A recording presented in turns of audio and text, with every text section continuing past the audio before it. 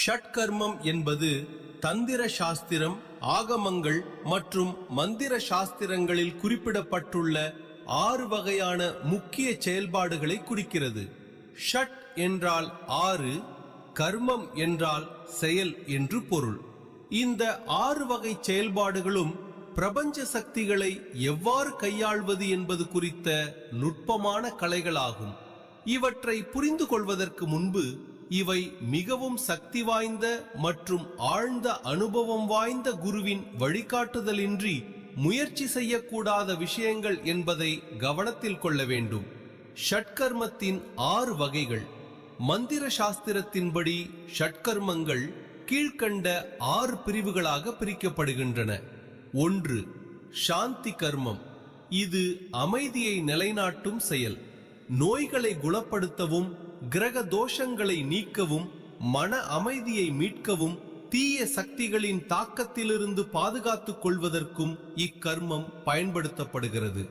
இதுவே மிகவும் சாத்வீகமான மற்றும் முக்கியமான கர்மமாகும். 2. வசிய கர்மம். ஒரு நபர், விலங்கு அல்லது சூழ்நிலையை தன் வசப்படுத்துதல். இது சரியான நோக்கத்திற்காக, உதாரணத்திற்கு சமூக சேவை, நற்பண்புகளை வளர்த்தல் செய்யப்படும்போது பலன் தரும். தவறான எண்ணத்துடன் செய்வது கேடு விளைவிக்கும். 3. ஸ்தம்பன கர்மம். ஒரு செயலை அல்லது ஒரு நபரின் செயல்பாட்டை தற்காலிகமாக முடக்குதல் அல்லது நிறுத்துதல். எதிரிகளின் தீய எண்ணங்களை செயலிழக்க செய்ய இது பயன்படுத்தப்படுகிறது. 4. வித்வேஷண கர்மம். 2 நபர்களுக்கோ அல்லது தீய சக்திகளுக்கோ இடையே கருத்து வேறுபாட்டை ஏற்படுத்தி அவர்களை பிரித்தல். இது பொதுவாக தீய நட்பை முறிக்க அல்லது ஒருவரை தீமையிலிருந்து விடுவிக்க பயன்படுத்தப்படும் ஒரு நுட்பம். 5. உச்சாடன கர்மம். ஒரு நபரை அல்லது ஒரு தீய சக்தியை இருக்கும் இடத்திலிருந்து வெளியேற்றுதல். ஒரு குறிப்பிட்ட சூழலில் இருந்து வேண்டாதவற்றை நீக்க இது பயன்படுத்தப்படுகிறது. 6. மாரண கர்மம். இது முற்றிலும் அழிக்கும் சக்தியை கொண்ட செயல். இது கடுமையான தவம் மற்றும் மந்திர சித்தி பெற்றவர்களால் மட்டுமே, அதர்மத்தை வேறறுக்க மட்டுமே பயன்படுத்தப்பட வேண்டியது. சாதாரண மனிதர்கள் இதை முயற்சிப்பது தங்களுக்குத்தான் தீமையை உண்டாக்கும். முக்கியமான எச்சரிக்கை மற்றும் தெளிவு. ஷட்கர்மம் பற்றிய தகவல்கள் பெரும்பாலும் ஏட்டளவில் மட்டுமே கிடைக்கக்கூடியவை. இதை பின்வரும் காரணங்களால் மிக கவனமாக அணுக வேண்டும். குருவின் வழிகாட்டுதல். மந்திர தந்திர சாஸ்திரங்கள் முறையான குருவின் வீச்சை மற்றும் வழிகாட்டுதல் இன்றி சுயமாக பயில்வதற்குரியவை அல்ல. உள்நோக்கம். உங்களின் எண்ணம் தூய்மையாக இல்லாத பட்சத்தில் இந்த மந்திரங்கள் உங்களுக்கு பாதகமான விளைவுகளையே ஏற்படுத்தும். தவறான புரிதல். பலரும் ஷட்கர்மத்தை ஏவல், பில்லி, சூனியம் போன்றவற்றுடன் குழப்பிக் கொள்கிறார்கள். உண்மையான மந்திர சாஸ்திரம் என்பது பிரபஞ்ச ஆற்றலை சமநிலைப்படுத்தும் அறிவியலாகும், தீமை செய்வது அல்ல. கவனிக்க வேண்டிய வேறுபாடு. சட்கர்மம் என்ற சொல் ஹடயோகாவிலும் பயன்படுத்தப்படுகிறது. அதில் சட்கர்மம் என்பது உடலை சுத்தம் செய்யும் 6 பயிற்சிகளை குறிக்கும். தௌத்தி, வஸ்தி, நேதி, நௌலி, கிராடகம், கபாலபாதி. மந்திர சாஸ்திரத்தின் சட்கர்மமும் யோக கலையின் சட்கர்மமும் முற்றிலும் வேறானவை. நீங்கள் தேடும் சட்கர்மம் உங்கள் ஆன்மீக பயணத்திற்கு துணை நிற்கும் ஒரு அறிவாக இருக்க வேண்டுமே தவிர உலகியல் லாபத்திற்காக பயன்படுத்தும் கருவியாக இருக்கக்கூடாது.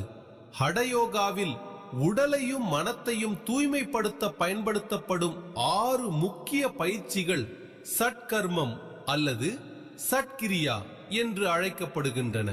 பிராணாயாமம் மற்றும் தியானத்திற்கு செல்லும் முன் உடல் உறுப்புகளை சுத்தமாக வைத்துக் கொள்ள இந்த பயிற்சிகள் உதவுகின்றன.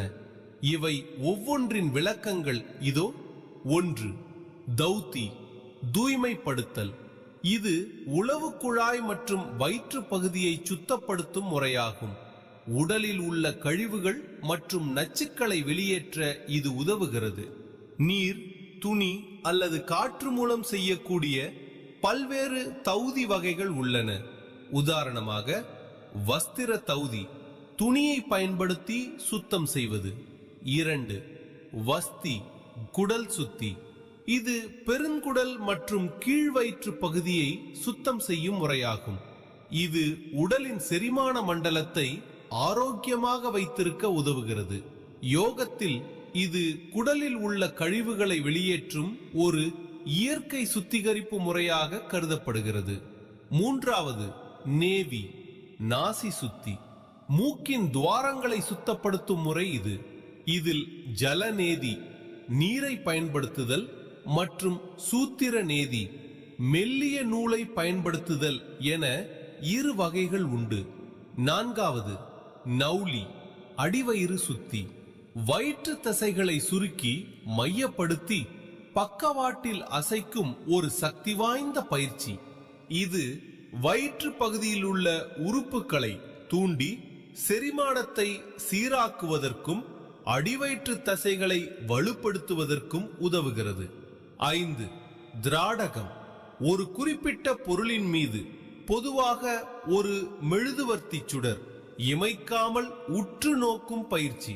இது கண்களை சுத்தப்படுத்தி பார்வைத்திறனை மேம்படுத்துவதோடு மனதை ஒருமுகப்படுத்தவும் ஆழ்ந்த தியான நிலையை அடையவும் உதவுகிறது. 6. கபாலபாதி, மூளை சுவாச பாதை சுத்தி. இது சுவாச பயிற்சி மற்றும் சுத்திகரிப்பு முறை இரண்டையும் உள்ளடக்கியது. வேகமாக மூச்சை வெளிவிடும் போது நுரையீரலில் உள்ள கார்பன் டை ஆக்சைடு வெளியேறி இரத்தம் சுத்திகரிக்கப்படுகிறது. இது மூளையின் செல்களை புத்துயிர் பெறச் செய்து உடலுக்கு ஆற்றலை வழங்குகிறது. முக்கிய எச்சரிக்கை: இந்த சட்கர்மங்கள் மிகவும் சக்தி வாய்ந்தவை மற்றும் நுட்பமானவை. முறையான வழிகாட்டுதல் அவசியம். இந்த பயிற்சிகளை இணையதளத்தை பார்த்தோ அல்லது புத்தகத்தை படித்தோ சுயமாக செய்யக்கூடாது.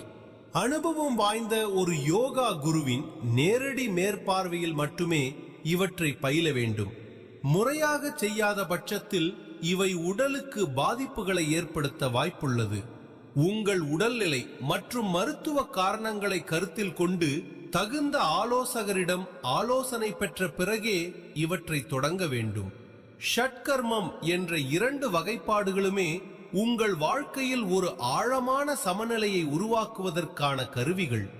இவை இரண்டையும் உங்கள் வாழ்க்கையில் எப்படி கொண்டு வருவது என்பது உங்கள் உடல் மற்றும் மனதின் செயல்பாட்டை மேம்படுத்துவதில் அடங்கியுள்ளது. வாழ்வில் வளம் என்பதை வெறும் பணமாக பார்க்காமல் ஆரோக்கியம், தெளிவான சிந்தனை மற்றும் தடைகளற்ற செயல்பாடு என்று புரிந்து கொண்டால் இவை இரண்டையும் பின்வருமாறு இணைக்கலாம். 1. ஹடயோக ஷட்கர்மம், உடல் மற்றும் ஆற்றலின் அடித்தளம். யோக கலையின் ஷட்கர்மம் உங்கள் உடலை ஒரு தடையற்ற ஆற்றல் கடத்தியாக மாற்றுகிறது. உடல் ஆரோக்கியமே முதலீடு. செரிமான மண்டலம், சுவாச பாதை மற்றும் மூளை சுறுசுறுப்பு ஆகியவற்றை சுத்தப்படுத்தும் போது உங்கள் உடலில் சோர்வு குறைகிறது. உடல் லேசாக உணரும் போது மூளையின் செயல்திறன் அதிகரிக்கிறது. மன உறுதி, உடலில் நச்சுத்தன்மை குறையும் போது மனதின் படபடப்பு தானாகவே குறைகிறது. இது உங்களை ஒரு சூழலில் பதட்டமின்றி செயல்பட வைக்கிறது. வாழ்க்கை முறை மாற்றம், இது ஒரு பயிற்சியாக மட்டும் இருக்கக்கூடாது. தினசரி ஒழுக்கம் என்பதுதான் ஷட்கர்மத்தின் உண்மையான சாராம்சம். தினமும் ஒரு குறிப்பிட்ட நேரத்தில் உடலை சீரமைக்கும் பயிற்சி உங்கள் தொழில் அல்லது பணியிலும் அதே ஒழுக்கத்தை கொண்டு வரும். 2. தந்திர மந்திர ஷட்கர்மம், மனதின் தெளிவு மற்றும் தடைகளை நீக்குதல். மந்திர சாஸ்திரத்தின் ஷட்கர்மத்தை வளம் பெறுவதற்கு பயன்படுத்த வேண்டுமெனில் அதை எதிர்மறை ஆற்றலை நீக்கும் வடிகட்டியாக மட்டுமே பார்க்க வேண்டும். சாந்தி கர்மம், மன அமைதி. உங்கள் வாழ்வில் குறுக்கிடும் தேவையற்ற குழப்பங்கள், கோபம், மற்றவர்களுடன் ஏற்படும் மோதல்கள் ஆகியவற்றை சீரமைக்க சாந்தி நிலையை கடைபிடிக்கலாம். மன அமைதி இருக்கும்போதுதான் சரியான முடிவுகளை எடுக்க முடியும். ஸ்தம்பனம், கவனச்சிதறல்களை கட்டுப்படுத்துதல். உங்கள் இலக்கிலிருந்து உங்களை திசை திருப்பும் விஷயங்களை, எதிர்மறை எண்ணங்கள், சோம்பல், தேவையில்லாத உறவுகள் முடக்குவதே இதன் நுட்பம். இதை தியானம் மற்றும் உறுதியான தீர்மானங்கள் மூலம் செயல்படுத்தலாம். உச்சாடனம், கழிவுகளை வெளியேற்றுதல். உங்கள் வாழ்விலிருந்து தேவையற்ற பழக்க வழக்கங்கள், விஷத்தன்மை கொண்ட நபர்கள் அல்லது பழைய கசப்பான நினைவுகளை முழுமையாக வெளியேற்றுவதுதான் நவீன காலத்தின் உச்சாடனம். இரண்டுக்கும் இடையிலான பாலத்தை உருவாக்குவது எப்படி?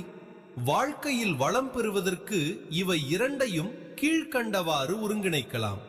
உள் சுத்தி, யோக ஷட்கர்மம் மூலம் உடலை சுத்தமாக வைத்துக் கொள்ளுங்கள். ஒரு சுத்தமான பாத்திரத்தில் மட்டுமே தெளிவான நீரை ஊற்ற முடியும்.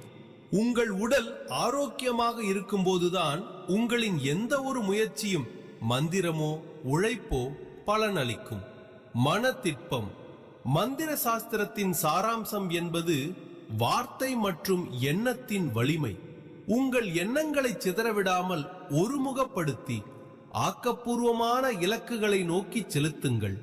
குருவின் வழிகாட்டுதல், இந்த இரண்டையும் சுயமாக செய்வது ஆபத்தானது என்று ஏன் கூறப்படுகிறது என்றால், நாம் அறியாமலேயே தவறான திசையில் செல்லக்கூடும் என்பதால் தான்.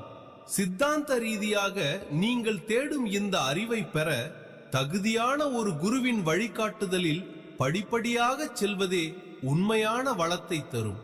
சுருக்கமாக, ஷட்கர்மம் என்பது ஏதோ ஒரு மாயாஜாலம் அல்ல. அது உங்களை நீங்களே செதுக்கிக் கொள்ளும் ஒரு கலை. உடல் ஆரோக்கியம், யோகா பிளஸ் தெளிவான மன உறுதி, மந்திரம், தியானம் சமம் நிலையான வளம்.